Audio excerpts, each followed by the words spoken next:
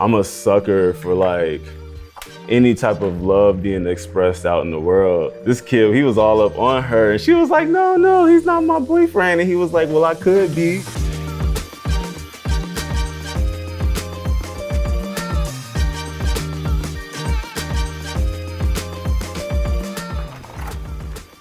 Yo, what up, Skillshare? Welcome to my studio. My name is Wagner. I'm a photographer and artist, and right now we're in my studio in Bushwick, Brooklyn. I've always dreamed of having a studio. Previously, I've always had like studios and darkrooms in my apartment.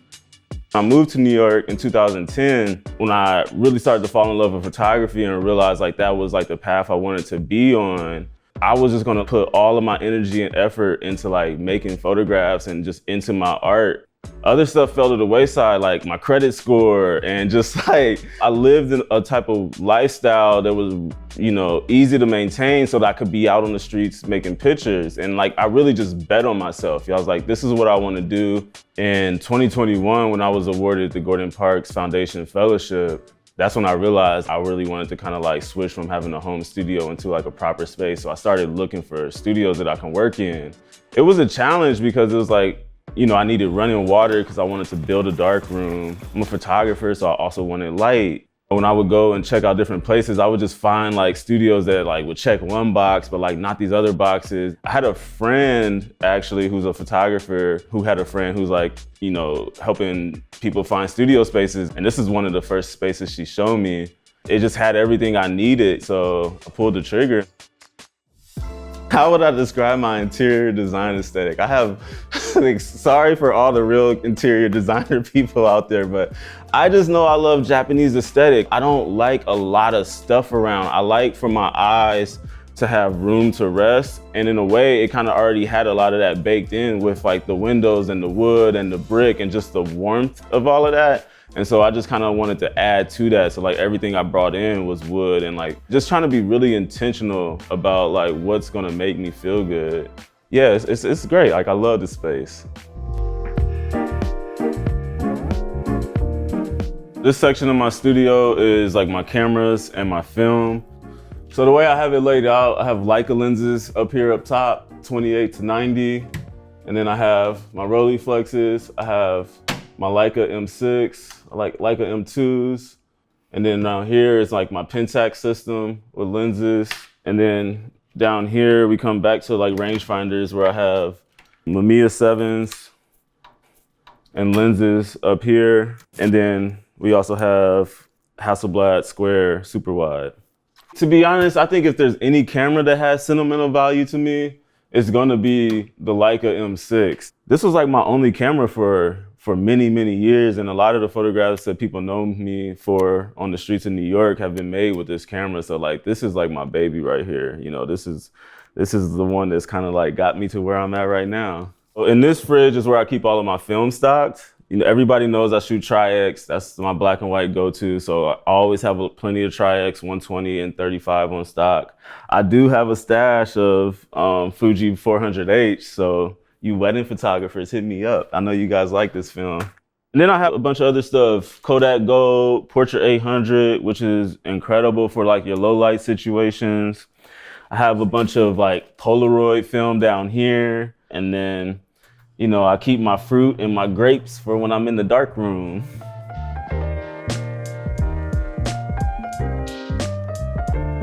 So right now we're in the film scanning station of the studio. And so I have a dedicated roll scanner so I can do 120 film and 35 film. And it just pretty much takes up the whole roll, spits it back out, gives me my previews. I'll end up transferring the photos from here onto like my desktop. And like, that's where I'm doing like my retouching and like my adjustments in like Lightroom and Photoshop. This is just dedicated scanning station. Like this computer isn't even connected to the internet. Like it's kind of nice. So here we have my magnet wall. When I was planning out my studio, like one of the things I've been struggling with the most is just having space to see my images. I ordered some sheet metal from like a factory depot, nailed it to the wall, and then I painted it white What we're looking at right now is I'm working on a show for the Gordon Parks Foundation. I'm a fellow, and this is going to be my exhibition to close out my residency. And so here I have just like a layout of the actual gallery, and we pretty much like marked off the walls with this black tape for like different walls in the gallery, so I can get really specific about where I want certain images, how I want it to feel. What's beautiful about this is because like to me, like the edit and the sequence is so important for me as a photographer and like what I'm trying to say. And so this body of work that I'm showing is called New City Old Blues. I wanted to tell this story about New York in the way that I experienced it. So I'm just trying to tell the story about like what it feels like to be home and then to go out and into the world, or what it feels like to be around your people and then like kind of deal with the harshness of like of a city. And to me, it's like a metaphor for my life, you know what I mean? Even like what it's like to be in Omaha, Nebraska, and then going to a school in Iowa, you know, where I kind of felt so isolated and alone. And I just would have never imagined like street photography being an avenue to like explore the things that I've experienced in life. But at the same time, it's all very contemporary and rooted in like what's actually going on in front of me.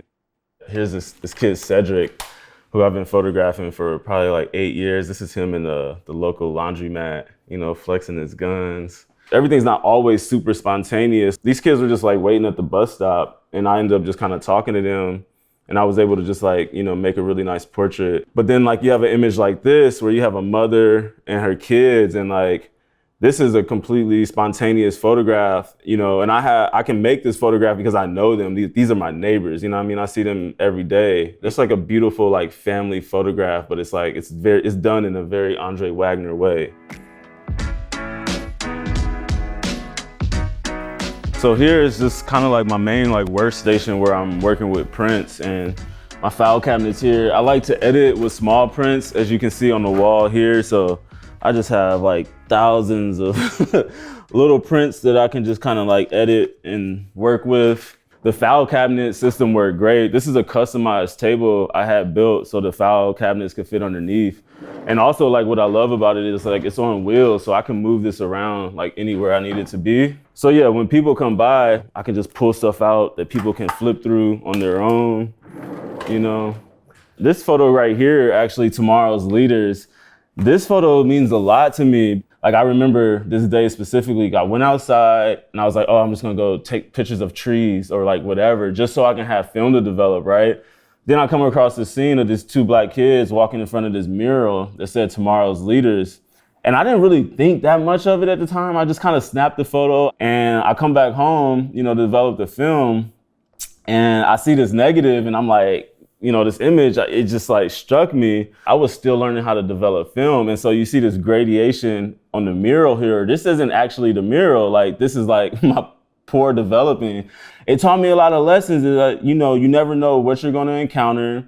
You need to understand your process so you're not like, you know, screwing up your photographs. And, you know, ever since, that's why I really started having a camera around my neck every single day. And like, that's also why I got very good at developing film, because I was like, I don't need to do this again. Here's just like my computer workstation. This is like, once I finish scanning film, I'll bring my images over here and I'll do my edits in Lightroom or Photoshop. The other tool that's really important to me is my Wacom tablet. I have my pen, and then I can do, you know, any retouching, or if I'm spotting some dust or things like that. Like it just feels really natural to use. So I use the Wacom almost all the time when I'm working on my photographs. This Hasselblad Amicon scanner is really great. I don't use this scanner every day. It's more of like my specialty scanner for like really high res photographs, or, you know, anything that say I can't like get a color that I'm out of my roll scanner or something. I can bring the film over here and scan it. This is actually great, a little piece of equipment. It's just like a lamp with a magnifying glass here, which is good for like when I'm looking at contact sheets. We all know contacts are so small. So with just something as simple as this, and then I can just kind of like, you know, really punch in on it. So now we're in my Nook section. You know, we have my book collection, mostly photo books. We have my archive, which consists of like my negatives and contact sheets. Actually, I have some magazines and just like other works other places where my photographs have been published. So like this is Stephen Curry for the Rolling Stones. This one meant a lot to me because I grew up playing basketball. I played basketball in college. This is for young Dre right here, to be able to like spend time with him and make that connection. Also, Stephen Curry's still like towering over me. I'm like, bro, I thought you was small. You know, one of the big kind of like career moments for me so far is Queen and Slim. So we can go through some of those prints if you want.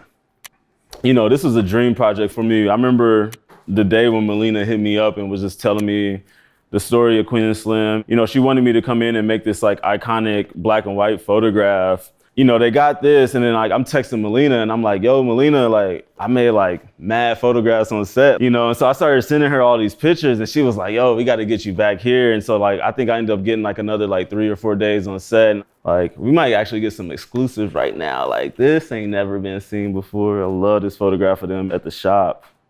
Like just so much mood and attitude. It's just beautiful black skin. Like, I mean, it don't really get much better, like if I must say so. In my studio, like I said, I try to keep everything kind of modular so I can move stuff around. And so you know, I do have this window light and I just like to be able to like clear this space out and like I can make portraits here, whether it's like friends or somebody coming by or, you know, photographing myself. Recently for my self-portraits, I've been using the Rolleiflex. I'm really liking the square format and just trying to play with composition. So obviously with self-portrait, I need to hold the camera somewhere. So I like to use the Gitso tripod and then I can kind of just like frame up and figure out, you know, what I want my frame to be. I always have a light meter so I can just like read the light, figure out where the shadows are at, where the highlights are at. I've been using the mirror to kind of help, you know, just like my positions or seeing what the light is doing. I kind of just keep exploring and find out what feels photographic, what feels dynamic, and of course, like what's expressive. This is where all the magic happens. This is my personal darkroom.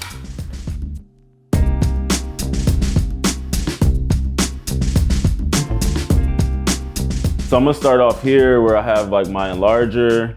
Underneath the table, I have all my paper from 8x10 to 20x24. And then underneath that, I have the roll paper, and that's for the 30x40 prints. You know, every darkroom needs a glass kind of carrier so you can make contact sheets. And the way that happens in the dark is like I'll pull out a blank piece of paper. So it'll be like this. And then I'll put the negatives on top. You'll do this, you'll flash the light. And then once you develop it, you know, you have like a proper contact sheet that looks like this. Here we have my DeVere enlarger. This is like my baby. The drop table on this is great because this is what allows me to print big. And so it just has a lever here where the table just goes up and down. So I'm able to do larger projections. It operates on this like wheel system. So I'm able to focus and raise the enlarger head up. I think I bought this drying cabinet in like maybe 2014, 2015. I bought it off of Craigslist. And the guy I bought it from only lived like maybe like 4 or 5 blocks away from me.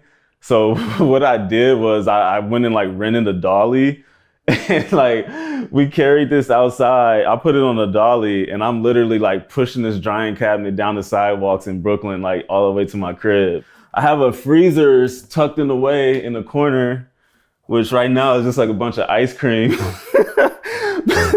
It's a lot of ice cream actually.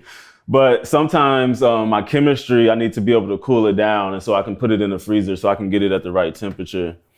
I have double sinks in here and I got the 2 sinks because like I'm making a bigger print now. And so I kind of just needed more surface area. And so my backsplash is also just like, it's just plexi. So I can hang wet prints here while I'm working and I kind of step back and I can kind of see what the prints are looking like. And then right here is just like my filtration water system. Just having clean water is super important. Moving into the second sink here, I have like 11x14 set up for prints. You got your developer, which could take 2 to 3 minutes. You got your stop bath, then you fix it, and then you put it into a holding tray. This IntelliFaucet is great because just washing prints is a whole process within itself. Right now, like for my holding bath, I can just turn this on And this siphon that I have right here will like cycle the water out. So there's fresh water coming in, kind of fixer, muddy water coming out. This is kind of like a pre-wash before I take it into the final wash. And then finally over here, we have all of my print washers, 11 by 14, 16, 20, 20 by 24. And pretty much I'll just like hook these up to the IntelliFaucet with the hose here. And then I can just like wash my prints. Once I'm done with the final wash, then the prints end up on these trays here, face down, and then I'll just dry them on these mesh like overnight. So as you can tell, like I've really mapped this space out so that it's just like everything's kind of where it needs. It feels really great working in here. So my advice to like any artists or creatives that's trying to, you know, create a space that inspires them or they're just trying to figure it out, I think, you know, looking at a lot of stuff, like I use the internet and I look at mood boards, I'm looking at pictures of how people set up like their desk. And like, even when I was building out my darkroom, like this isn't all me. Like I was inspired by so many photographers in darkrooms and just pictures that I was able to find over the years, whether that's through Pinterest or just through Google searches. Don't think that you just have to know everything. You know, I'm like a sponge. And so like, I'm always just kind of taking from all kinds of processes and people's setup to make mine just more conducive for what I'm trying to do. Thanks for checking out my space. Hope you guys are feeling inspired to make your own work. It's time for me to get back to it. Peace.